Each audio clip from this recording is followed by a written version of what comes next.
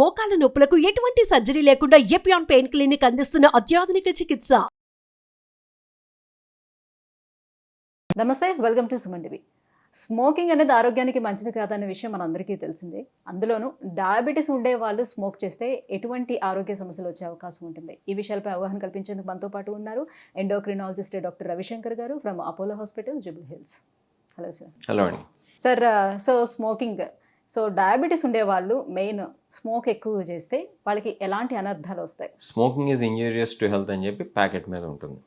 అట్లానే మనకి టీవీల్లో లేకపోతే సినిమాల్లో లేకపోతే ఓటీటీలో వచ్చినా కూడా వస్తూ ఉంటుంది. ఓటీటీలో రాదనుకుంటే సినిమాల్లో అయితే వస్తూ ఉంటుంది. ఎందుకు వస్తూ ఉంటుంది? Because it is really dangerous to health. కాబట్టి డయాబెటీస్ ఉన్నట్లయితే కనుక ఇంకా డేంజరస్. ఎందుకని కనుక చూసినట్లయితే మనం స్మోకింగ్ వల్ల మన శరీరంలో ఇన్సులిన్ రెసిస్టెన్స్ పెరుగుతూ ఉంటుంది. ఇన్సులిన్ రెసిస్టెన్స్ అంటే ఏంటి? మన శరీరంలో ఉండేటువంటి ఇన్సులిన్ కావచ్చు, బయట నుంచి ఇచ్చేటువంటి ఇన్సులిన్ కావచ్చు, అది సరిగ్గా పనిచేయదు, మన శరీరానికి సరిగ్గా పనిచేయదు. కాబట్టి బ్లడ్ షుగర్ లెవెల్స్ కంట్రోల్లో ఉండవు. ఓకే, సో ఇన్సులిన్ రెసిస్టెన్స్ పెరగడం వల్ల షుగర్ లెవెల్స్ కంట్రోల్లో ఉండవు. కాబట్టి ఎట్టి పరిస్థితుల్లో స్మోకింగ్ జోలికి వెళ్ళకూడదు, డయాబెటీస్ ఉన్నా లేకపోయినా కూడా. డయాబెటీస్ లేనట్లయితే, స్మోక్ చేసినట్లయితే డయాబెటీస్ వచ్చేటువంటి రిస్క్ పెరుగుతుంది. అంత డేంజరస్ స్మోకింగ్ అనేది. ఆల్రెడీ మీకు డయాబెటీస్ వచ్చేసి ఉన్నట్లయితే కనుక స్మోక్ కనుక చేస్తే షుగర్ లెవెల్స్ కంట్రోల్లో ఉండటం అనేది కష్టం కావచ్చు. కాబట్టి స్మోకింగ్ అనేది షుగర్ లెవెల్స్కి అయితే మంచిది కాదు. ఇది ఫస్ట్ పాయింట్. నెక్స్ట్ పాయింట్ కనుక తీసుకున్నట్లయితే, డయాబెటీస్ ఉన్నా లేకపోయినా స్మోక్ కనుక చేసినట్లయితే హార్ట్ అటాక్ రిస్క్ కానీ బ్రెయిన్ స్ట్రోక్ రిస్క్ కానీ పెరుగుతుంది. ఎందుకు? బ్లడ్ వెజల్స్కి అది మంచిది కాదు. కాబట్టి ఆల్రెడీ మీకు డయాబెటీస్ ఉన్నట్లయితే డయాబెటీస్ వల్ల brain stroke risk, heart attack risk పెరుగుతుంది కంట్రోల్లో లేనట్లయితే. దాంతోపాటు స్మోకింగ్ కూడా చేశారనుకోండి, you're inviting trouble in the form of heart attacks and brain strokes. కాబట్టి మన గుండె జబ్బులు, బ్రెయిన్ స్ట్రోక్స్ రాకూడదు అని అంటే స్మోకింగ్ జోలికి వెళ్ళకూడదు, ముఖ్యంగా డయాబెటీస్ ఉన్నట్లయితే. మూడో విషయం, పెరిఫరల్ వాస్కులర్ డిసీజ్ అనేటువంటి సమస్య గురించి వినే ఉంటారు కొంతమంది. మన బ్లడ్ వెజల్స్ హార్ట్లో ఎలా అయితే బ్లాక్ కావచ్చో, స్మోకింగ్ వల్ల కావచ్చు, కొలెస్ట్రాల్ వల్ల కావచ్చు, షుగర్ వల్ల కావచ్చు, అలానే మన పాదాలకి వెళ్ళేటువంటి బ్లడ్ వెజల్స్ కూడా బ్లాక్ కావచ్చు.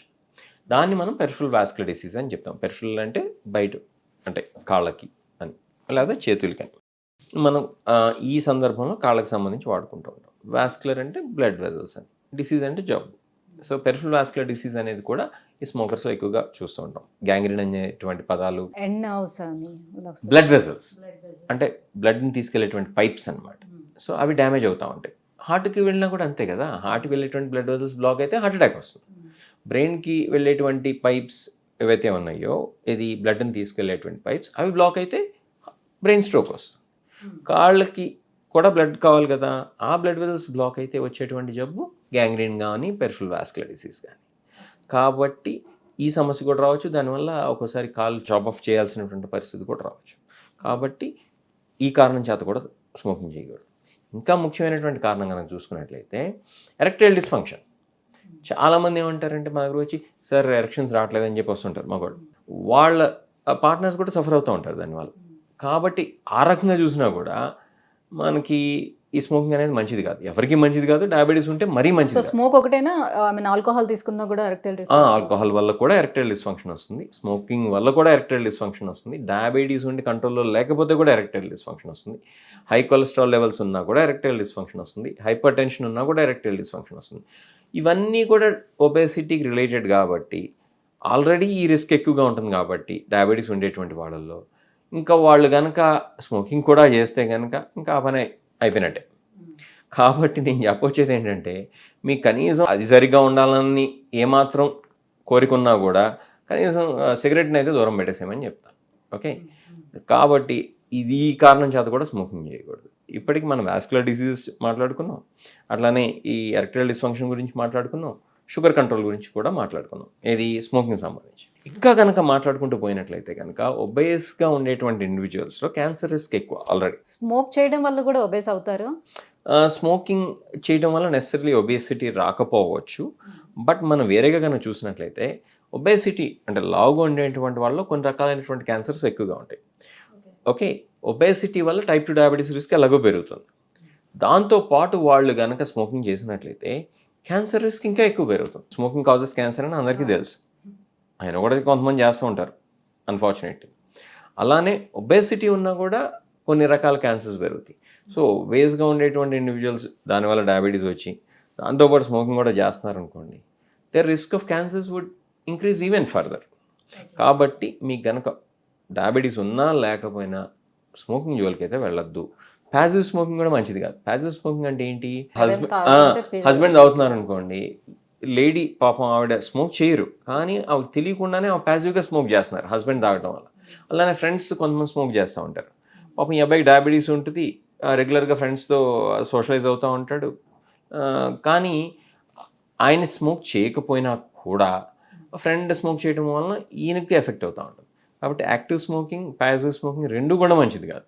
అంటే మనం కనుక స్మోక్ చేసే ఫ్రెండ్స్ ఉంటే, నాయన నువ్వు బయట తర్వాత స్మోక్ చేసుకొని చెప్పాలి, ఫ్రెండ్ కనుక విన్నట్లయితే కనుక అవాయిడ్ చేసేయడమే, మొహటం లేదు. ఇది మామూలుగా వాళ్ళతో సోషలైజ్ అవ్వచ్చు, కానీ వాళ్ళు స్మోక్ చేసేప్పుడు మాత్రం ఉండకూడదు. ఐస్ ఏమైనా ఎఫెక్ట్ అవుతాయా సార్? వస్తున్నా.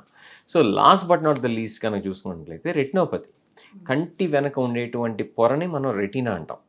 Okay, it's like a screen అనమాట. ఇప్పుడు మన సినిమా చూసేటప్పుడు స్క్రీన్ మీద మచ్చలు పడితే ఎలా ఉంటుంది, ఏం సరిగ్గా అనిపించదు కదా, సేమ్ ఇది అంతే. దాని మీద మచ్చలు పడిపోయి చూపు అనేది మందగించి, అంటే you can lose your vision. Okay, అంత డేంజరస్ కాంప్లికేషన్ ఇది పూర్లీ కంట్రోల్ డయాబెటీస్ వల్ల వచ్చేటువంటి కాంప్లికేషన్ ఈ రెటినోపతి అనేది. స్మోకర్స్లో ఇది మరీ ఎక్కువ. కాబట్టి స్మోకింగ్ అలవాటు ఉంటే కనుక మీరు అది కూడా మానేసేయాలి. అట్లా కిడ్నీ సమస్యలు కూడా, అంటే కిడ్నీ ప్రాబ్లమ్స్, నెఫ్రోపతి లాంటివి కూడా స్మోకర్స్లో ఎక్కువగా ఉంటాయి. కాబట్టి ఏ రకంగా చూసినా సరే, beat macrovascular complications like heart attacks, brain strokes, peripheral vascular disease, erectile dysfunction తీసుకున్నా, లేకపోతే రెటినోపతి తీసుకున్నా, లేకపోతే నెఫ్రోపతి అంటే కిడ్నీ సమస్యలు తీసుకున్నా, లేకపోతే క్యాన్సర్ రిస్క్ తీసుకున్నా, లేకపోతే షుగర్ కంట్రోల్ సరిగ్గా ఉండదు అనేటువంటి రిస్క్ని తీసుకున్నా కూడా smoking is dangerous for everyone, especially for diabetics. Right, thank you so much sir. Diabetes ఉండే వాళ్ళు స్మోక్ చేస్తే వాళ్ళ శరీరంలోని ఏ అవయవాలు దెబ్బతినే అవకాశం ఉంటుంది, ఈ విషయాలపై అవగాహన కల్పించినందుకు thank you so much. Thanks.